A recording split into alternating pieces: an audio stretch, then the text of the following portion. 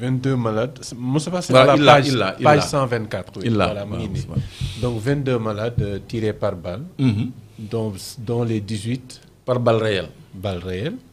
Les manifestants disaient que c'était des gens civils. Voilà. Xam nga lii kii dafa def ay certificat de genre de mort. Dafa diagnostiqué ay blessures par balle. 18 le recevoir moom kenn kese 18 le recevoir yoo xam ni balle réelle lañ leen dóor. chevrotine mooy bu dijj boobu te nga koy xaw a jaawaleeg lacrymogène te mën ne def naa chevrotine. boobu bal la boo xam ni rëbbkat yi ñoo koy yor. day am ay bii yu ndaw yu bëri ci biir léegi boo ko dóoree dafay wisaaroo booy diir lu mel ni ay picc nga xam ni dañuy bu ñu déggee tëf dañuy wisaaroo. bal yooyu day essaimé pour nga am le maximum de chance jëm ay picc.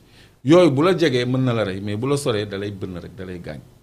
yooyu lay wax kaat yi bal yooyu la mais 18 yi bal réel la bal réel mooy 5,56 yi présidence commandée. mais contre des 7,62 contre des manifestants on les a vus ak 7,62 yi présidence commandité bal yooyu ñoo rey xale yi donc Abdou Karim Sall ak Abdoulaye Daouda Diallo ak colonel Adama Gaye ak Macky Sall ak waa APR ils doivent nous donner des explications parce que dafa leer ne jot nañu ay armes jot nañu ay munitions dafa leer ne ay nervis yi jóge nañu siège u APR dem dal ci xale yi dafa leer ni gis nañ leen ñu yore ay armes à feu di tirer sur les populations dafa leer ni médecins yi ay balles la ñu retrouver ci kooru blessés yi nga xam ne benn médecin rek nee na am na 18 personnes yu mu recevoir yoo xam ne benn médecin 18 personnes yoo xam ne balle réelle CTO la nekk. oui 18 personnes yoo xam ne balle réelle moo leen rey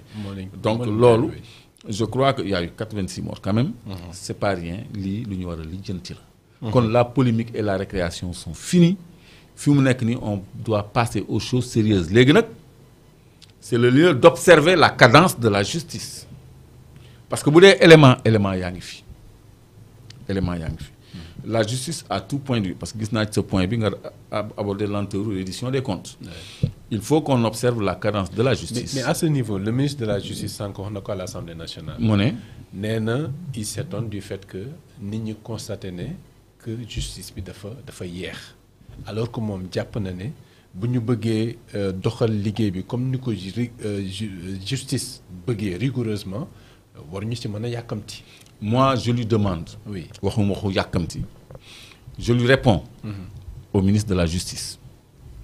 Que le rapport Covid-19 enquête bu ñu boucler la ay responsabilités yu ñu situer la ay délits yu ñu décrire la ay comptes yu ñu créer la yoo xam ne chaque 2 jours ñu dem jël fa xaalis ay surfacturation yu ñu démontrer la yu ñu prouver la tey jii soo ma bettul woon ñu teg et puis on va mettre les rapports sur la table pour voir qu'est-ce qui reste à faire pour mais rapport boobu depuis Macky Sall la ñu ni woon procureur na ko diligenté. obstacle bi moo nekkoon haute cour de justice obstacle bi moo nekkoon lever yenn immunité parlementaire yi. mais loolu nekkatul obstacle. sàkku nañ fi ñu lever immunité parlementaire u Amadou Ba ak ñeneen ñaari nit. est-ce que def nañ ko. haute cour de justice ñu ngi xaar les mises en accusation donc monsieur le ministre de la justice. am na ay dossiers yoo xam ni dafa pare ba pare yooyu au moins waroon nañ leen mën a liquider bokkewul ak enquêtes yi nga xam ne dañ ko war a def comme ci cas yi de torture et de crime de sang yi nga xam ne li ñu fi yor ñun ci stock d'information juge bu ko téye xam na ñi muy woo xam na ñu muy laaj te y a des évidences. justement nee na foofu au niveau des juges amul benn pression boo xam ne war na ko mën a exercer donc day bàyyi juges yi ak leur liberté parce que jàpp na ne ñu ngi jox daf liggéey bu am solo te que trajectoire bi ñu nekk bu baax bi la. Bon je concède oui qu'on n'est pas au même niveau d'information avec le ministre de la Justice. Mais quand même on a fait 1 an yoo xam ne dañ fi fekk ay dossiers yu pare. ay DAGE yu ñu incriminé ay ministres yu ñu incriminé je parle du rapport du Covid 2019. oui CENTIF gis nga CENTIF mënu ñëw bërki démb. ñu arrêté Farba Ngom arrêté Tahirou Sarr. Covid jiitu ko depuis Macky Sall ba léegi mënuñu ci téye kenn quel est le problème te ñun ñu contribuer ci xalif général contribuer ci ñëpp cotiser ci ñu teg ci suñu budget ci benn dérogation bu ñu defal Macky Sall bu ñu tuddee loi d'habilitation sans débat mu teg loxo ci suñu 1000 milliards ci suñu budget boo xam ne mais tey jii lañ ca def yëpp tënk nañ ko ci rapport boo xam ne mënuñu jàpp nit ñi CENTIF génnee rapport démb ñu jàpp mais où est le problème avec le rapport Covid-19. Sauf que le ministre des Finances d'alors dafa waxoon ne ci 1000 milliards il y a que 6 milliards yoo xam ne et cetera.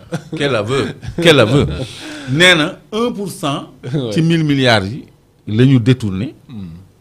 yoo xam daa amul ay justificatifs. yoo xam ne je vais dire exactement ce qu'il a dit parce que ça m'intéresse tellement. li ñu détourné matul 1% parce que àggul 7 milliards. Alors que 1% bi c'est 10 milliards. 1% de 1000 milliards c'est 10 milliards nee na c'est environ 7 milliards lañ ci détourné mais nee na tout le reste ay manque 1000 milliards 10% de 1000 milliards c'est pas 100 milliards.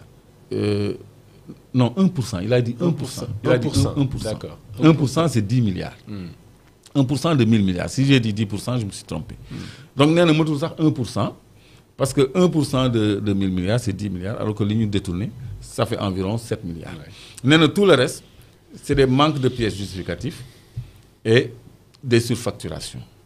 Comme si surfacturation du délit un bic qui coûte 100 francs nga facturer ko 1000 francs ñëpp xam nañu boutique bi 100 francs la koy jaayee loolu nee na du détournement loolu moo dolleeku ci détournement ak défaut de pièces justificatives nga dépenser 17 millions ñun la foo ko dugal mënoo indi pièce de caisse wala pièce comptable buy justifier ni fii nga ko dugal wala benn bordereau de livraison buy wane ni.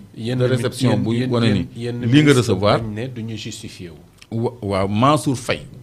neel Mansour Faye ni woon du dem wuyu ji OFNAC parce qu'il n'avait rien à se reprocher ba léegi il tient cette attitude téméraire de défi de l'autorité mais je crois que li tax ñu téye ko fii. jàppul ne dafa nekk ci ay droit mu gëm ne mu ngi ci ay. non jàpp muy agir comme ça.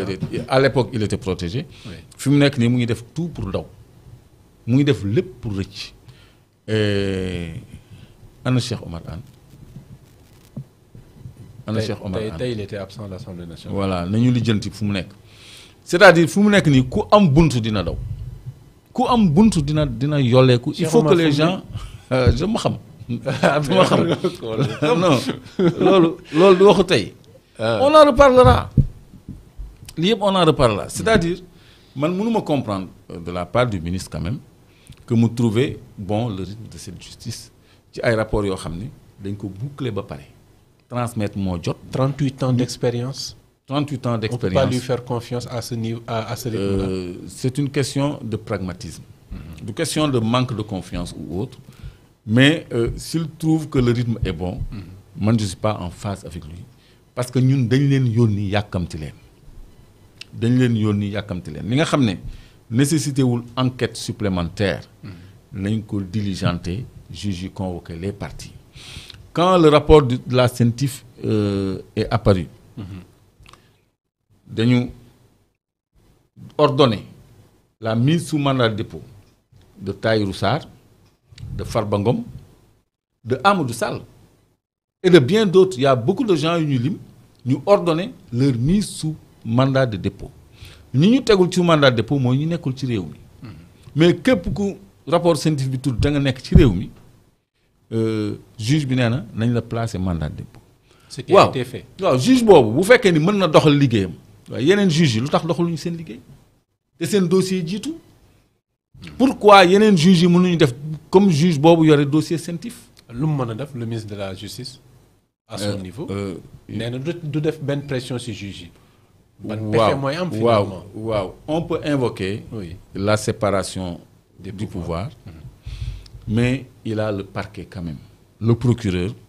Maître des poursuites. Maître de l'opportunité également des poursuites. Et sous sa coupole quand même.